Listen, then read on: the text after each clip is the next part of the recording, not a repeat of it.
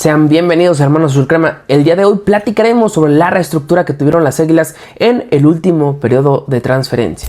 El día 28 de enero las cosas cambiarían en Cuapa, una decisión que tomaría por sorpresa más de uno estaba por llegar. Es que con una América que tenía muy malos resultados, se anunciaba que Diego Ramírez dejaba su puesto como director deportivo de las Águilas. Recordando que hasta ese momento el mercado de América había tenido nombres como Aarón Mejía, Fernando Tapia y el más sobresaliente Rodrigo Dourado, jugadores que realmente no se sentían como refuerzos. Y si hacemos un análisis, no será muy difícil encontrar que realmente el único jugador que era perdido por André Jardine fue Rodrigo Dourado. Sobre todo si tomamos como referencia que América había sido eliminado en cuartos de final por los Rayados. Las Águilas tuvieron todo el mes de diciembre prácticamente y no fueron capaces de anunciar algún fichaje. La realidad es que todos estos nombres que anteriormente mencioné fueron nombrados a partir de enero.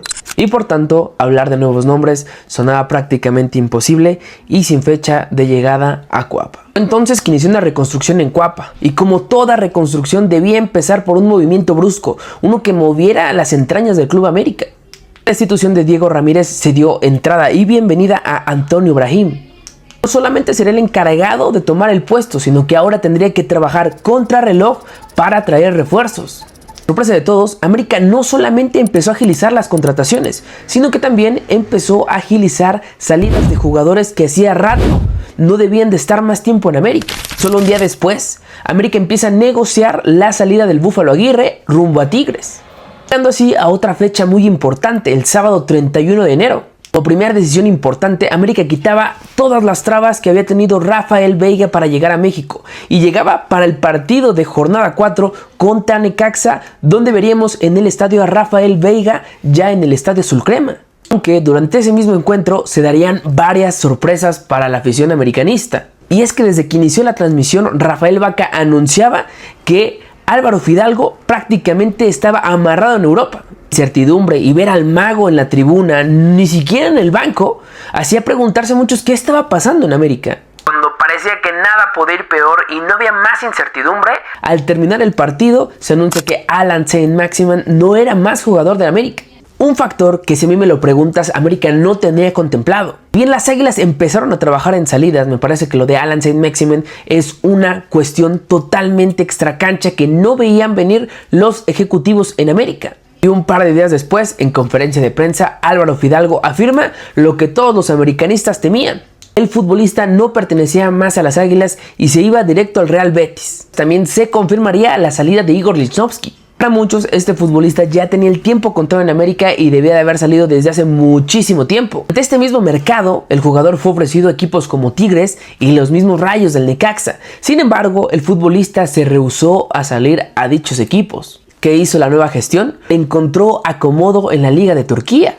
Caso similar al del Búfalo Aguirre, el cual había ofertas, se intentó mover, pero simple y sencillamente no deseaba salir del club, encontrándole finalmente acomodo con los equipos regios, más específicamente en Tigres. Otra de las salidas que probablemente no tuvo el revuelo que tuvieron estas fue la de Jabairo Dilrosun, jugador que llevaba ya un rato siendo jugador de América. El futbolista rescindió su contrato y salió finalmente de América. Las Águilas no solamente movieron las piezas en la salida, sino también en la llegada, dando nombre como Vinicius Lima y Thiago Espinosa. Si bien Ramírez se va con un gran parámetro, se lleva con un tricampeonato, y entre los jugadores más destacados que trajo América podríamos mencionar nombres como Diego Valdés, Julián Quiñones, Brian Rodríguez, Cabecita Rodríguez, futbolistas que fueron de suma importancia para conseguir el famoso tricampeonato. Es que probablemente cuando recuerdas estos nombres dirás, ¿por qué se fue Diego Ramírez?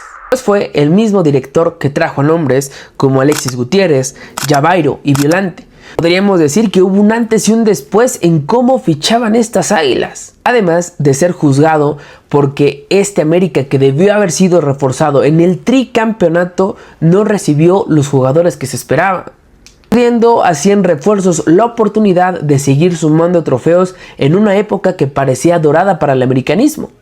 Todo lo anterior se unió con la inminente ruptura en el vestidor con André Jardine, lo cual aparentemente terminaría por llevar a Ramírez a dejar la institución. Parece que esta reestructura simplemente es el comienzo y en el siguiente mercado lo más probable es que veamos salidas muy similares y llegadas que serán muy interesantes. En mi punto de vista, América necesitaba con urgencia crear estos movimientos y darle nuevas caras al equipo para poder seguir funcionando. Creo que definitivamente se sienten cambios en América, cambios que serán graduales y que veremos al final del día si fueron las decisiones correctas. Pero bueno, recuerda que nosotros somos Hermanos Azul Crema, dale like y comparte si te gustó el video, déjanos saber aquí en los comentarios qué opinas sobre esta nueva reestructura y si crees que esto puede cambiarle el futuro a las Águilas. Nos vemos, hasta la próxima.